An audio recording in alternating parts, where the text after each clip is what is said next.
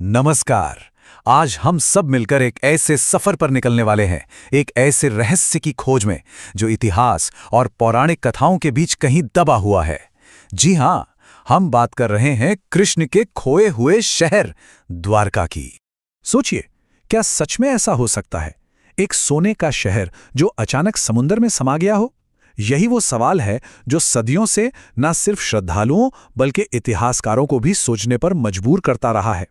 एक ऐसा शहर जिसकी कहानियां तो बहुत हैं, पर वजूद शायद समुद्र की गहराइयों में कहीं खो गया है। तो चलिए इस रहस्य में थोड़ा और गहरा उतरते हैं। देखिए, द्वारका सिर्फ कोई आम शहर नहीं है। हिंदू धर्म ग्रंथों में इसका जिक्र 7 सबसे पवित्र नगरों में होता है, और तो और ये 4 धामों में से एक है। मतलब इसे आध्यात्मिक मुक्ति का दरवाजा माना जाता है, मोक्ष का द्वार। तो सवाल ये उठता है कि इस सुनहरे शहर की कहानी आखिर शुरू कहाँ से होती है? इसकी जड़ें जुड़ी हैं सीधे भगवान कृष्ण के महाकाव्य जैसे जीवन से। कहानी कुछ यूं है कि मथुरा में जन्म लेने और अपने मामा कंस का वध करने के बाद कृष्ण पर और उनकी प्रजा पर कंस के ससुर जरासंध के हमले बढ़ने लगे। 1-2 नहीं, पूरे 18 बार।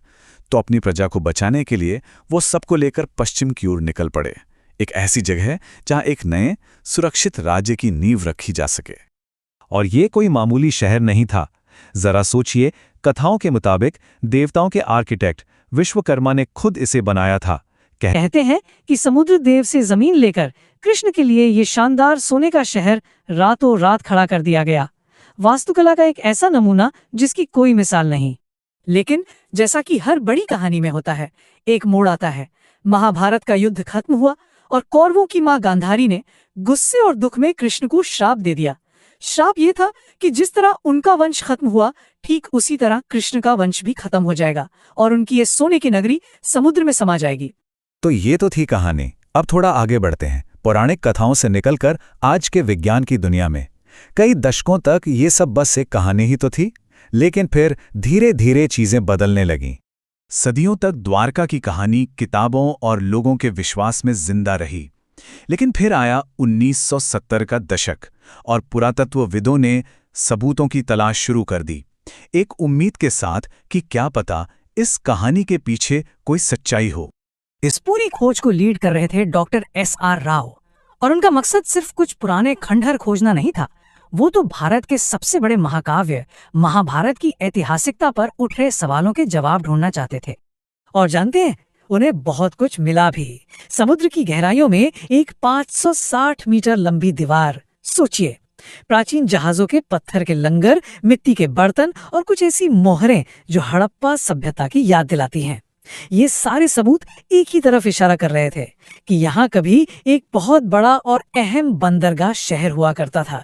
बिल्कुल वैसा ही जैसा कहानियों में बताया गया है। तो चलिए अब समुद्र की गहराइयों से बाहर निकलते हैं और जमीन पर आते हैं, उस जगह पर जहां आज भी द्वारका की आत्मा बसती है, इसके शानदार मंदिर में। ये जो द्वारकाधीश मंदिर है ना, ये अपने आप में पूरे शहर की कहानी कहता है। सोचकर देखिए, इसे सबसे पहले कृष्ण के पड़पोते वैजनाभ ने बनवाया, फिर 8वीं सदी में आदि शंकराचार्य ने इसे दोबारा बनवाया। इसके बाद इस पर कई हमले हुए, इसे तोड़ा गया, लेकिन हर बार ये फिर से खड़ा हो गया। ये एक प्रतीक है, एक अटूट विश्वास का।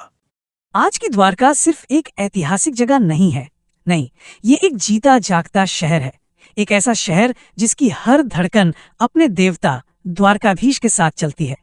यहाँ की बात ही अलग है। यहाँ भगवान को सिर्फ एक मूर्ति की तरह नहीं पूजा जाता, बल्कि उन्हें एक जिंदा राजा माना जाता है। जी हाँ, एक राजा की तरह उनकी पूरी दिनचर्या होती है। सुबह मंगला आरती से उन्हें जगाया जाता है, फिर श्रृंगार आरती में उन्हें खूबसूरत वस्त्र पहनाए जाते हैं। शाम को संध्या आरती और रात में शयन आरती के साथ उन्हें सुलाया जाता है। पूरा का पूरा शहर इसी लय पर जीता है। और मंदिर के शिखर पर वो जो झंडा लहराता है ना, वो सिर्फ एक झंडा नहीं है, उसकी लंबाई है 52 गज। और ये 52 गज कृष्ण के उस प्राचीन राज्य के 52 प्रशासनिक विभागों का प्रतीक है। ये आज भी उस शानदार अतीत की याद दिलाता है। अब यहाँ एक और दिलचस्प पहेली है। कृष्ण की मुख्य रानी रुक्मिणी जी का मंदिर मुख्य मंदिर से अलग क्यों है? इसके पीछे भी 2 कहानियां हैं। एक कहती है कि ये ऋषि दुर्वासा के श्राप की वजह से हुआ, वहीं दूसरी कहानी इसे एक अलग नजरिए से देखती है, एक तरह से नारी स्वायत्तता के प्रतीक के तौर पर, कि एक रानी की अपनी एक अलग जगह भी होनी चाहिए। और अब हम आते हैं उस पल पर जब ये पूरा शहर एक साथ एक सुर में अपने भगवान के जन्म का जश्न मनाता है। जन्माष्टमी का त्योहार, ये इस पूरी कहानी का शायद सबसे भावुक और शानदार हिस्सा है। जन्माष्टमी के दिन द्वारका में लगभग 1.5 लाख लोग इकट्ठा होते हैं। 1.5 लाख! ये एक तरह से भक्ति का समंदर होता है जो अपने राजा का जन्मदिन मनाने के लिए उमड़ पड़ता है। इस पूरे उत्सव का जो केंद्र बिंदु है वो है पंचामृत अभिषेक, मतलब देवता को 5 अमृतों से स्नान कराया जाता है। दूध, दही, घी, शहद और चीनी, इनमें से हर चीज का अपना एक खास मतलब है जो भगवान को अर्पित किया जाता है। और ये सिर्फ एक रस्म नहीं है।